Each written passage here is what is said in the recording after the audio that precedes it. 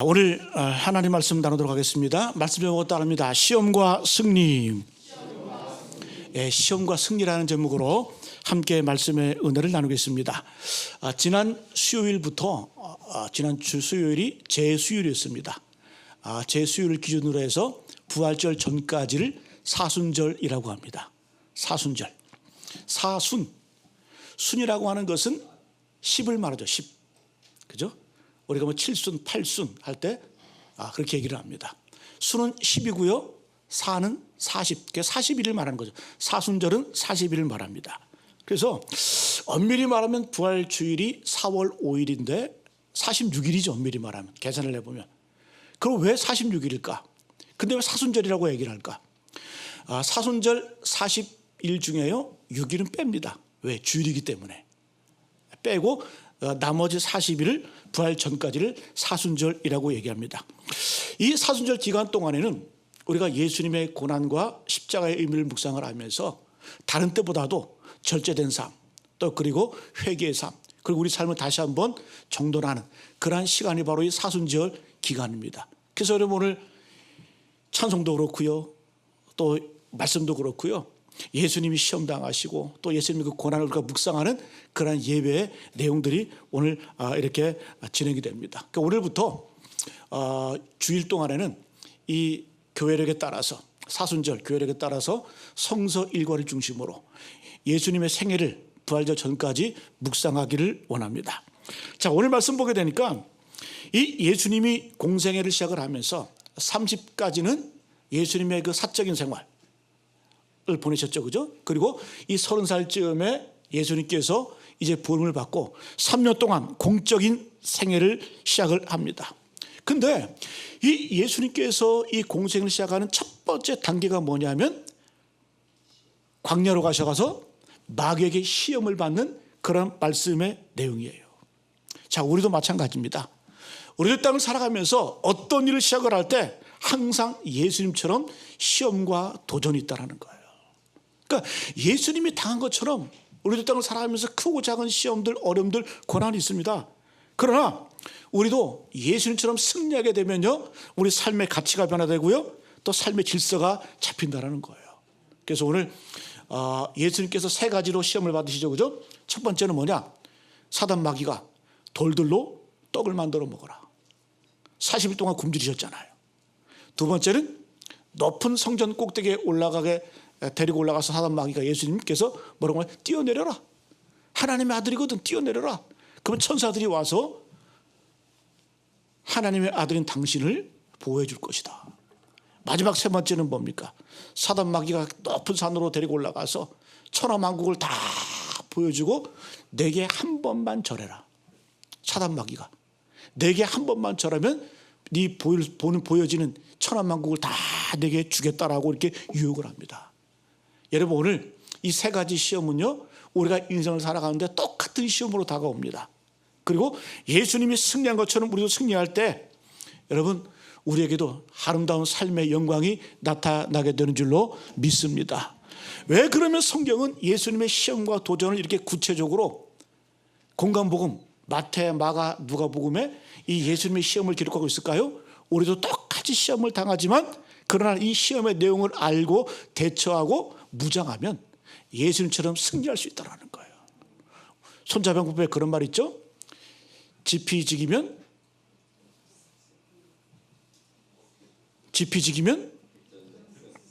백전백승은 좀 왜곡된 거고요. 불퇴. 이 말은 뭐냐면 100번을 싸워도 위태로움이 없다. 100번을 싸워도 위태로움이 없다. 그래서 적을 알고 나를 알고 내가 이런 시험의 내용들을 정확히 알면 우리도 승리할 수 있다는 겁니다. 반드시 이길 수 있다는 겁니다. 여러분 오늘 이 예수님의 세 가지 시험을 묵상하면서 우리 인생에 또 신앙의 성숙을 경험하게 되기를 간절히 축복합니다. 자, 첫 번째 시험은 한번 따라합니다. 삶의 우선순위를 점검하라. 첫 번째 이 땅을 살아가면서 삶의 우선순위를 점검해야 된다는 겁니다. 첫 번째 시험이 뭐냐? 예수께서 40일 동안 굶주리셨거든요. 광야에서 금식기도 하시면서. 그때 기도하면 시험이 오는 거예요. 그럴 것 같아요. 우리도요, 저는 그런 분들 많이 봤거든요. 산에서 기도하고 기도원에 가서 기도하고 뭐 어떤 분은 40일 동안 금식 기도하면서 이렇게 은혜 충만해서 성령 충만해서 내려오잖아요. 산에서 내려오면 반드시 시험이 있더라고. 근데 그 시험만 통과하잖아요. 그 테스트만 통과하게 되면 놀라운 성장이 있고요, 놀라운 은혜가 있다는 겁니다. 여러분, 우리가 이 땅을 살아가면서 시시때때로 다가오는 시험이 있어요. 첫 번째 유혹이 뭐냐? 굶주리신 예수님에게 돌들로 떡을 만들어 먹어라. 우리 2절 3절 한번 같이 볼까요? 2절 3절 말씀 시작. 40일을 밤낮으로 금식하신 후에 줄이신지라 시험하는 자가 예수께 나와서 이르되 내가 만일 하나님의 아들이거든 명하여 이 돌들로 떡덩이가 되게 하라. 마귀의 유혹이 뭡니까? 예수님이 40일 동안 금식기도 먹지 않고 기도하셨거든요. 얼마나 배가 고프실까. 이때 사단이 와서 예수님께서 당신이 만일 하나님의 아들이거든 능력 있지 않냐? 여기 돌이 있지? 이 돌 가지고 떡을 만들어 먹어. 인간의 육체의 필요 채우라는 거예요. 자, 한번 보세요. 배고픈 자가 먹는 것, 인간의 굶주린 이 육체의 필요를 채우는 것은 당연한 일입니다. 자, 그러면 우리 생각해 봐야 돼요. 이 당연하고 필요한 일인데, 이 떡이라고 하는 이 문제가 우리 인생에서 상당히 필요하고 당연한 일인데 이것이 왜 우리 가운데 시험거리가 될까? 왜 시험이 될까요? 떡 만들어 먹는 게. 문제는 뭐냐면요, 거기에만 매달려 있는 게 문제라는 거예요. 주님 뭐라고 말씀합니까? 사람이 떡으로만 살 것이 아니요. 떡이 필요 없다는 얘기가 아니라, 떡 먹는 문제, 인생의 필요가 이게 필요 없다는 얘기가 아니라 사람이 떡으로만 사는 것 자체가 그것이 위험이고 도전이고요, 시험이 될 수 있다는 겁니다. 여러분 잘 생각해 보세요. 우리가 이 땅을 살아가면서 우리 인생의 주된 관심사가 무엇입니까? 엄밀히 들여다보면요, 다 우리의 관심은 그거예요. 무엇을 먹을까? 무엇을 마실까? 무엇을 입을까? 그러니까 예수님의 말씀처럼 우리 인생의 온통 관심이 그거 아닙니까? 내가 무엇을 먹고 살까? 무엇을 입을까? 또 무엇을 마실까? 다 그거 구하잖아요. 그거 찾잖아요. 그것만 찾을 때, 그것만 집중할 때 그것이 마귀의 유혹이고 시험이 될 수 있다는 겁니다. 다시 한번 말씀드리지만요, 성경은 한 번도 우리 떡의 문제를 소리한 적이 없어요. 무시한 적이 없습니다. 필요를 무시한 적이 없습니다. 여러분, 하나님께서는 이스라엘 백성들 출애굽한 다음에 광야에서 아무것도 없잖아요. 그죠? 광야 40년 생활 동안 그들이 굶어 죽었습니까? 아니에요. 하나님께서 그들의 필요를 아시고 만나로 먹이시고요, 메추라기로 먹이시고요, 그 광야에서 물을 내셔서 살게 하셨어요. 그러니까 하나님께서도 이 떡의 문제를 필요 없다, 이렇게 말씀하신 적이 한 번도 없다는 거예요. 여러분이 믿음의 조상 아브라함도 거부예요. 거부. 큰 부자였습니다. 이삭도 하나님께 복을 받았는데 그가 농사질 때 100배나 더 거두었다, 이렇게 말씀하고 있습니다. 야곱도 큰 거부였습니다. 또 다윗도 그렇죠. 다윗도 인간의 필요를 마음껏 누렸던 사람들이 바로 다윗이에요. 그럼 무엇이 문제일까? 이것만 생각하고 이것만 집중하고 이것만 바라보는 삶 자체가 문제라. 그것이 시험거리라는 거예요. 여러분, 우리 믿음의 조상 아브라함, 이삭, 야곱, 다윗 이런 분들은요, 이렇게 풍요하게 살았지만 이것이 시험거리가 되지 않았다는 거예요. 왜? 이것만으로 살지 않았기 때문에. 여러분, 오늘 우리 땅 가운데 사탄 마귀는 우리의 가장 기본적인 걸 가지고 시험을 합니다. 먹는 문제, 먹고 사는 문제 가지고 시험을 하는데, 근데 뭐가 시험이 되냐? 우리의 시험은 이것에만 집중하고요, 이것만 따라가는 인생은 반드시 시험이었고 반드시 넘어짐이 있다는 겁니다. 저는 우리 성도들이 그랬으면 좋겠어요. 하나님이 아무리 부어주셔도, 아무리 복을 주어주셔도 안심할 수 있는, 하나님이 안심할 수 있는 그런 성도가 되시기를 축복합니다. 여러분의 땅을 살아가면서 하나님께서 은혜 주시고요, 축복해 주시고요, 건강 주시고요, 또 재물의 복도 주시면요, 많은 사람들이 그것 때문에 넘어져요. 그러나 그것 때문에 넘어지지 말고 그것을 선용하고요, 베풀고 나누고 하나님의 뜻에 살아갈 때 그것이 바로 하나님께 우리 주신 비전이고 꿈인 줄로 믿습니다. 근데요, 목사요, 저는 목회하면서 그분들 많이 봤어요. 어떤 분들은 인생의 문제를 해결해 달라고 하나님 복 주시옵소서 이렇게 막 기도를 하는데 목사가 그 기도를 들으면서 걱정이 돼. 야, 저분은 복 받으면 망가질 텐데, 저분은 복 받으면 감당이 안 될 텐데, 오히려 받은 복 때문에 화가 임할 것 같은데. 여러분, 목사가 바라볼 때도 그러니 하나님께서는 어떤 마음이실까?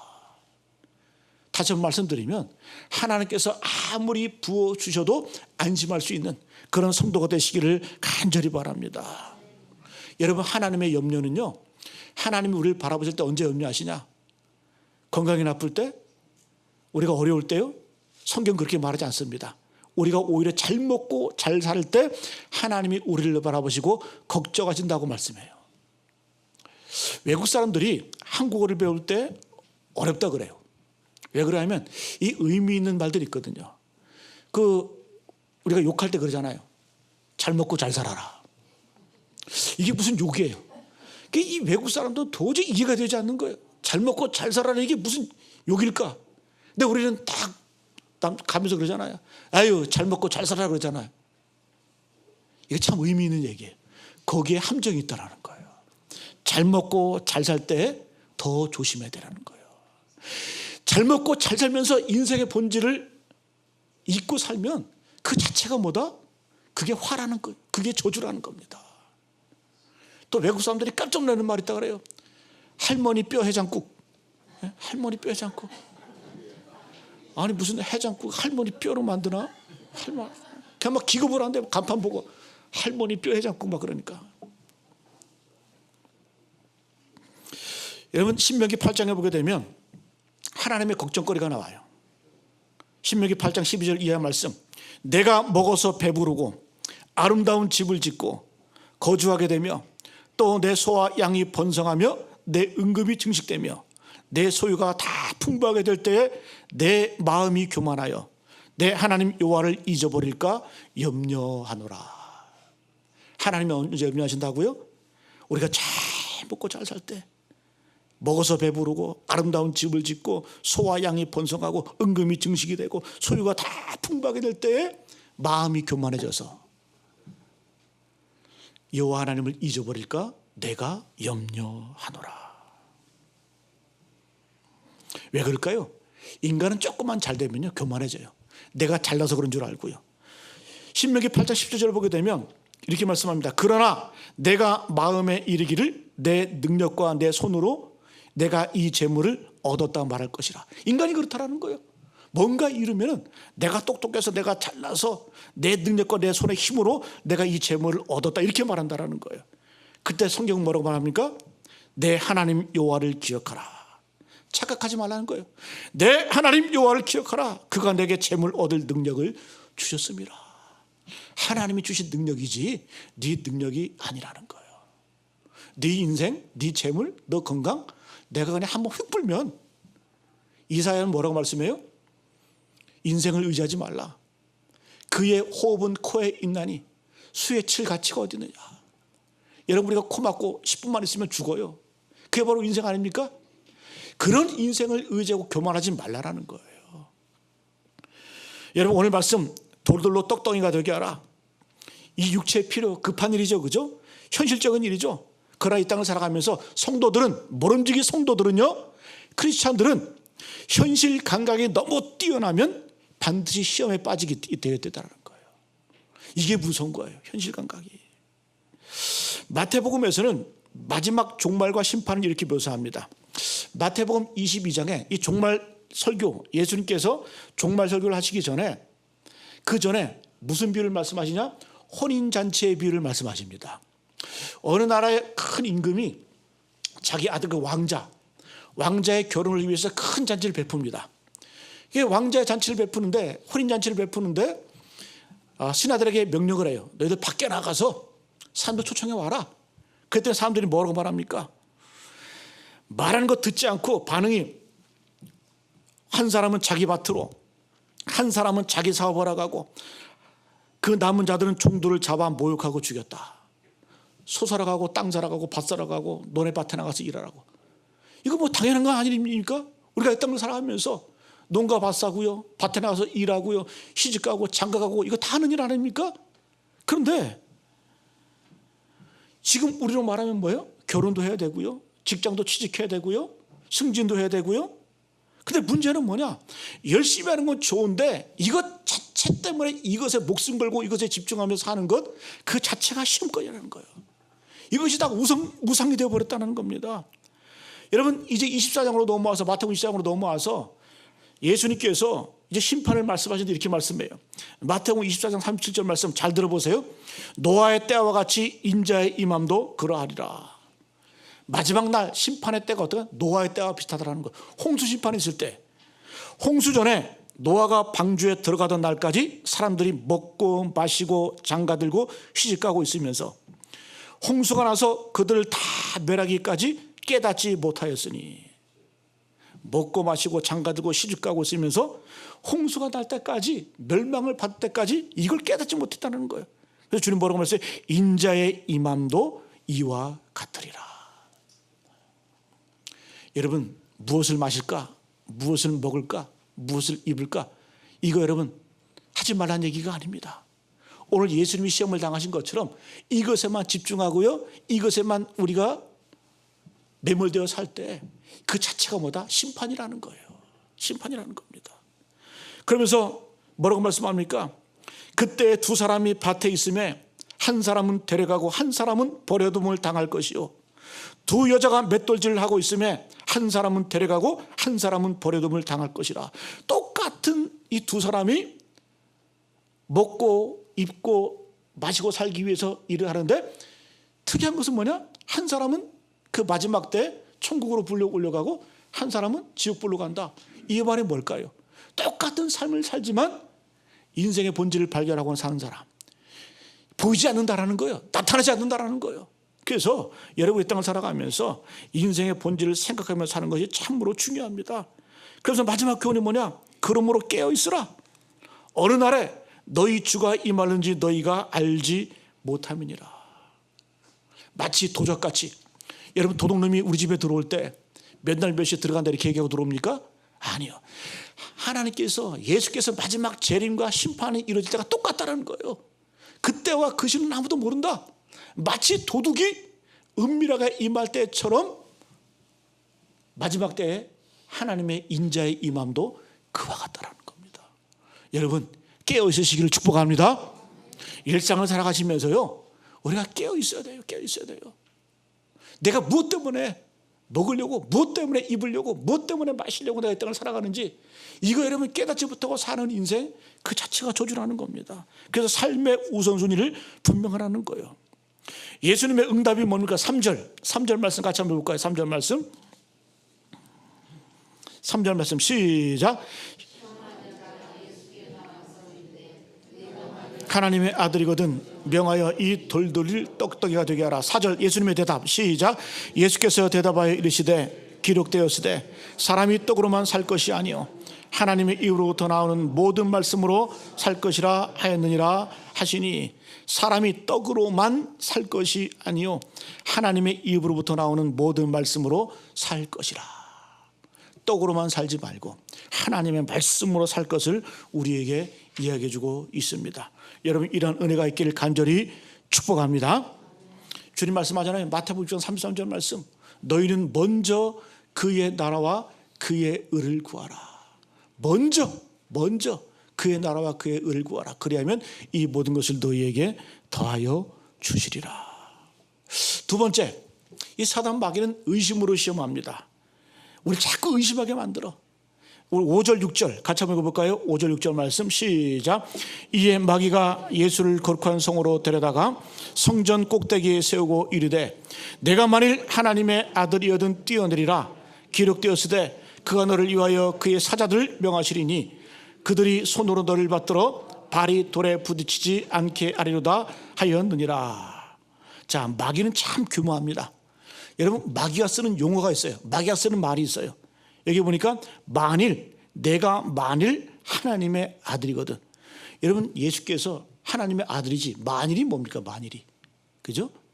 선악과를 에덴 동산에서 사단 마귀가 선악과로 유혹을 할 때 뭐라고 말합니까? 하나님께서 참으로 먹지 말라고 하시든 참으로 진짜 이렇게 유혹을 하는 거예요. 자꾸 여지를 두는 거예요. 의심하게 만드는 거예요. 여러분, 예수님께서는 이런 사단 마귀의 시험 앞에요, 예수님께서는 절대 양보하지 않은 게 있었어요. 예수님은 다 양보하셨죠, 그죠? 물과 피를 내어주시고 우리 구원을 위해서 자기 몸을 다 내어주셨어요. 그러나 한 가지 양보 안 하셨어요. 그게 뭐다? 나는 하나님의 아들이다. 이 정체성만큼은 예수님께서 절대 양보하지 않으셨다는 겁니다. 여러분, 우리도 마찬가지입니다. 어떤 분은 그런 얘기해요. 목사님, 요즘 기가 죽어서 못 살겠어요. 왜 그러냐고 물어보니까요, 어떤 사람은 예수 믿어서 사업도 잘 되고 돈도 잘 벌고 건강하고 자식들도 잘 되고, 근데요, 저는요 눈에 보이는 게 없어요. 너무 초라해요. 여러분, 그런 소리 하지 마세요. 여러분, 하나님 믿고 예수님 따르는 사람들이 다 부자 되고 다 누리고 살았습니까? 오히려 어떤 사람은요, 순교하는 사람도 있었고요, 십자가에 달려 죽은 사람도 있었고요, 심지어 거지도 있고요. 그 관점에서 바라보면 예수님은 완전히 망한 거지. 예수님은 집도 절도 없었잖아요. 인자는 머리 들 것도 없다고 말씀하잖아요. 그리고 하나님의 아들이신 예수께서 이 땅에 오셔서 십자가에 달려 죽으셨다. 그건 망한 거 아닙니까? 그런 관점이 아니에요. 그게 복이 아니라는 겁니다. 어떤 분들은 심지어 고통이 악이다라고 생각하는 분들이 계세요. 그래요. 잘 보시면요, 사람도 성장할 때 보면 고통이 있을 때가 더 성장을 하더라고요. 이스라엘 백성들이 광야에서 고통 가운데서 고난 가운데 있을 때 그때가 더 싱싱했어요. 그때가 더 복되었어요. 그때 하나님 백성다운 삶을 살았어요.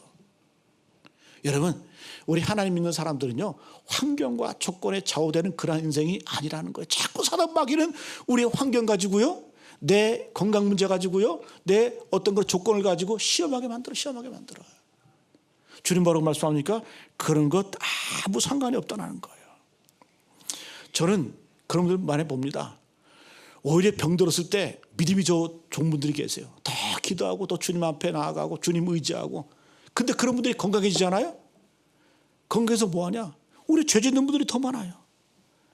여러분, 우리가 어떤 이러한 상황과 조건에 매달리면 우리의 신앙이 반드시 병든다는 거예요. 7절에 주님 뭐라고 말씀합니까? 7절에 주 너의 하나님을 시험하지 말라. 시험하지 말라는 얘기 뭐냐? 의심하지 말라. 그런 의미입니다. 여러분, 우리의 언어가 바뀌시길 축복합니다. 자꾸 우리가 말을 할 때 만일 의심하는 말, 뭐 참으로 진짜로 내가 예수 믿어서 하나님 믿어서, 자꾸 그런 의심말을 하지 마시고, 뭐 G.K. 체스톤이라는 분이 그런 분이 계세요. 영국의 소설가인데요, 이런 얘기를 합니다. 우리 성도들에게 부족한 것은 기적이 아니라 감탄이다. 우리 성도들은 자꾸 기적적으로 살아라고 여러분, 예수님 시대도 마찬가지. 예수님 시대에도 예수님 뭐라고 말씀하시냐? 내가 가장 많은 기적을 행한 곳에서 예수님을 가장 많이 영접하지 않았어요. 그게 예수님이 하신 말씀이에요. 가버나움아, 내가 소돔과 고모라 땅에서 이만한 기적을 행했으면 그들이 이 성이 아직까지 존재하고 있었을 것이다. 그 한탄하셨잖아요. 여러분, 기적이 우리 삶을 이끌어가는 것 아니라는 겁니다. 여러분, 감탄이 뭡니까? 감사한다는 얘기죠, 그죠? 하나님의 섭리를 받아들인다는 얘기죠. 그래서 늘 어떤 분들은, 저는 주일 오후가 되면 재정부에서 헌금 짓게 하고 나면은 감사헌금 봉투만 이렇게 정리해서 가져오시거든요. 그럼 감사헌금 봉투를 쭉 읽습니다. 거기에 보면 참 제 마음에 감동이 있어요. 어떤 분들은 참 힘들고 어려운 데에도 불구하고 하나님 감사합니다. 하나님 은혜입니다. 하나님의 사랑입니다. 하나님 감사합니다. 그런 감탄 감사합니다. 그래서 제가 그런 거 바라볼 때, 야, 참 인생이 복되다. 여러분들 삶의 모든 여정 가운데 쓸데없는 것 가지고 감탄하지 마시고 하나님의 은혜로 감탄하시기를 축복합니다. 어느 날 제가 집에 들어갔는데 우리 딸들하고 저희 아내하고 TV 보고 있더라고요. 근데 제가 봐도 참 멋있어요. 아이들 나와가지고 키도 크고 막 머리도 요만하고, 그들은 막 춤을 추는데, 우리 제 아내가 하는 얘기가 뭐냐면, 야, 저런 아들 두면은 밥 안 먹어도 배부르겠다.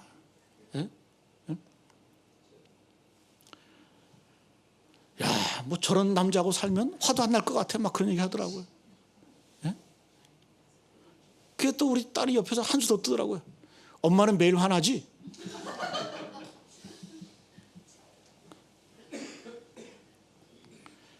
제가 농담을 하는 얘기고요. 네? 우리는 자꾸 뭐에 감탄합니까? 쓸데없는 것에 너무 감탄하고요. 쓸데없는 것에 너무 매달려 사는 인생. 그것이 바로 우리의 모습 아닙니까?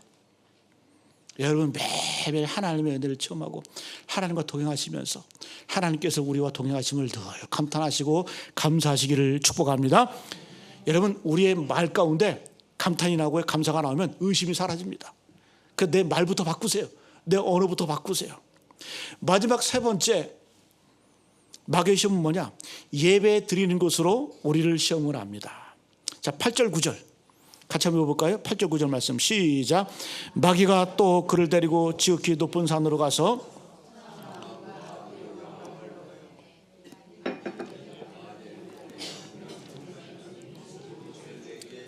자, 마귀가 예수님을 데리고 지극히 높은 산으로 천하만국이 다 보이는 산으로 데리고 올라갑니다. 그러면서 그 세상의 영광을 보여주면서 유혹을 하죠. 만일 내게 엎드려 경배하면, 이 마귀의 언어는 다 만일 계속 나오잖아요, 그죠? 엎드려 경배하면 이 모든 것을 내게 주리라. 거짓말이죠. 마귀가 어떻게 다 줍니까? 거짓말이죠, 거짓말.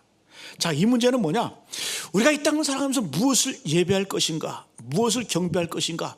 오늘 이 사단의 유혹은 이거예요. 마귀를 경배하라, 세상을 경배하라, 이런 유혹입니다. 이 세상을 경배한다는 의미가 뭘까요? 다시 한번 말씀드리면 무엇을 먹을까, 무엇을 마실까, 무엇을 입을까, 이렇게 사는 것, 이거 여러분 세상을 경배하는 거 아닙니까? 여러분 우리가 이 자리에 왜 나오셨습니까? 예배 자리에 하나님께 예배 드리는 것이 복이기 때문에 여러분 이 자리에 나오신 거 아니에요? 그렇죠? 하나님이 복이기 때문에. 그런데 여러분 어떤 분은 사람이 복이라고 생각하면 사람을 따라갑니다. 공부가 복이라고 생각하는 사람은요, 예배 드려서 뭐해? 공부 열심히 해야지. 그 시간에 돈 벌어야지. 그 시간에 내가 더 이 세상을 살아가야지. 여러분 이게 쉽게 말하면 이거예요. 내가 세상을 경배할 것인가, 하나님을 경배하신가. 늘 이런 삶을 이런 어떤 그런 시험과 도전 앞에 우리가 있다는 겁니다. 여러분 우리가 꼭 돌멩이 갖다 놓고 거기다 절해야 우상숭배입니까? 아니요. 하나님보다 더 사랑하는 것이 있으면 그것이 바로 우상숭배라는 겁니다. 저는 목사지만요, 여러분들에게 좀 여지를 두고 싶죠. 좀 편하게 이야기하고 싶죠. 예? 그래서 우리가 주일날, 우리 아까 제 사무실에 들어오셨는데 제가 그래요. 우리가 직장생활 때문에 어떤 구조적인 문제 때문에 주일날 예배 못 드리는 분들은 꼭 주일날 하루를 택하셔서 수요 예배가 됐든 어떤 예배가 됐든 꼭 하나님께 예배를 드려라. 저는 그렇게 이야기를 합니다. 왜? 내가 여러분 하루하루를 살아가면서 하루의 첫 시간 새벽 예배, 또 그것이 안 되면요 일주일에 한 번 정도는 꼭 하나님 앞에 안식을 하고요, 숨을 고르고요, 하나님께 호흡을 맞추는 그런 시간이 필요합니다. 그것이 복이 된다는 겁니다. 여러분 왜 시험이 올까요? 모든 상황 가운데 하나님을 예배하는 예배가 1순위가 아니기 때문에 늘 시험이 오는 겁니다. 여러분 내 인생을 다시 한번 점검해 보세요. 나는 과연 내 삶의 우선순위가 무엇인가, 내 최고의 가치가 무엇인가.